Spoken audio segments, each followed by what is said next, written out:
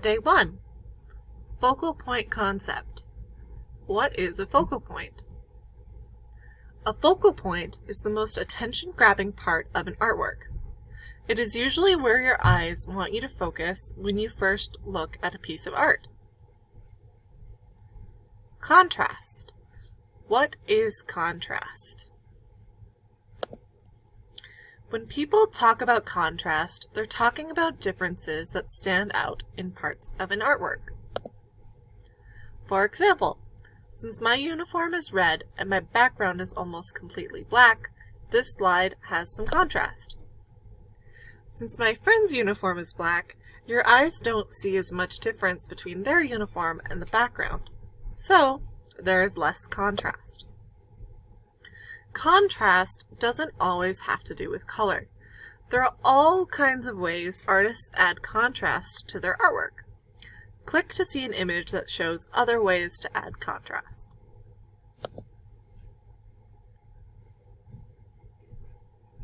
So that's variety of color, variety of shapes, variety of lines, variety of size, variety of perspective, and variety of textures. Contrast can be added to an artwork through color, shape, types of line, types of sizes, perspective, and texture. See if you can guess some ways that this artwork uses contrast.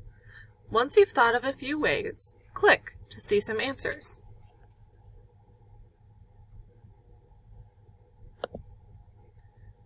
Color, shape, and line. Contrast is one tool that artists use to create focal points.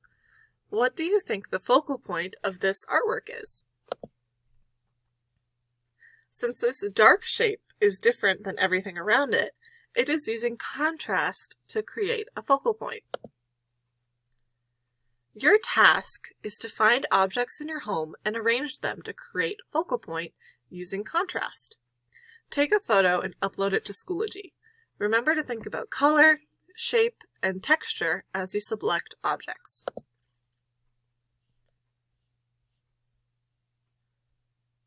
Photography concept.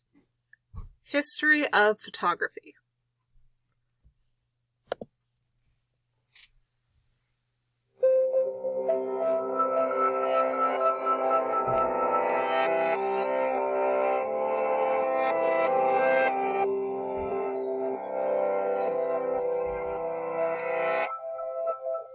Let me guess.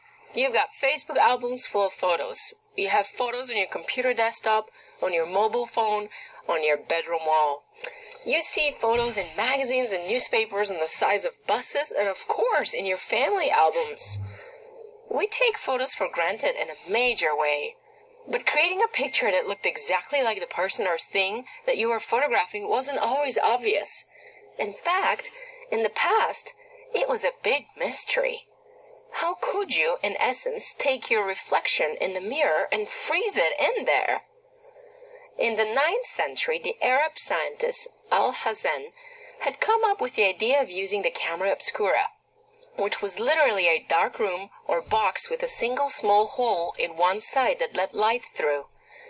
This would project the image outside into the wall inside. During the Renaissance, artists like Leonardo da Vinci used this method to introduce 3D scenes onto a flat plane so that they could copy things like perspective more easily. In 1724, Johann Heinrich Schultz discovered that exposing certain silver compounds to light altered their appearance and left marks wherever the light touched. Essentially, Schultz found a way to record the images that Al-Hazen was able to project. But only for a little while. Schultz's images disappeared soon after he had made them. It wasn't until 1839 that people figured out how to project images into light-sensitive surfaces that would retain the image after exposure, and thus photography was born. At that point, it was mostly two inventors who fought for the best way to make photos. One was British scientist Henry Fox Talbot, whose calotype process used paper and allowed many copies to be made from a single negative. The other inventor, Louis Daguerre, was an artist and chemist in France. He developed something called a daguerreotype, which used a silvered plate and which produced a sharper image. But the daguerreotype could only make positive images, so copies had to be made by taking another photo. In the end, the daguerreotype won out as the first commercially successful photographic process, mostly because the government made it freely available to the public. So now that photography was available, getting a picture of yourself would be a snap, right? Well, not exactly. This process still required a whole darkroom at the location of the photograph, which was a big hassle. Picture the early photographers lugging enormous trailers with all their equipment wherever they wanted to take a picture. Not only that, but the early processes had extremely long exposure times. To get a good photo, you would have to stand perfectly still for up to 2 minutes.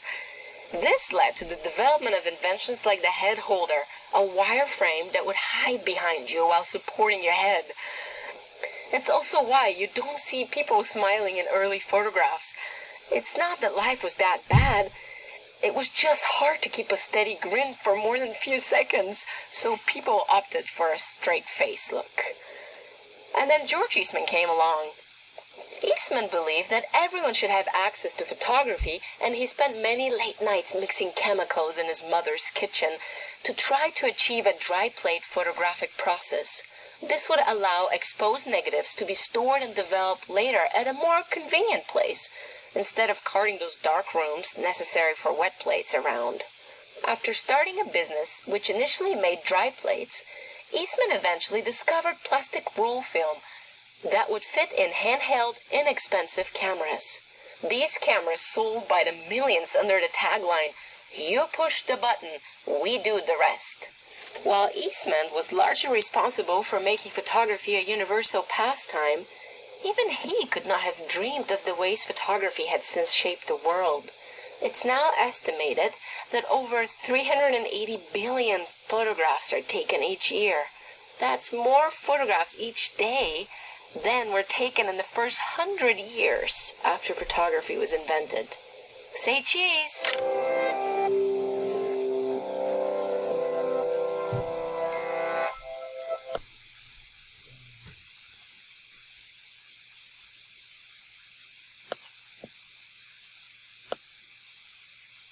Your assignment is to find some cool-looking objects in your home and arrange them to show contrast.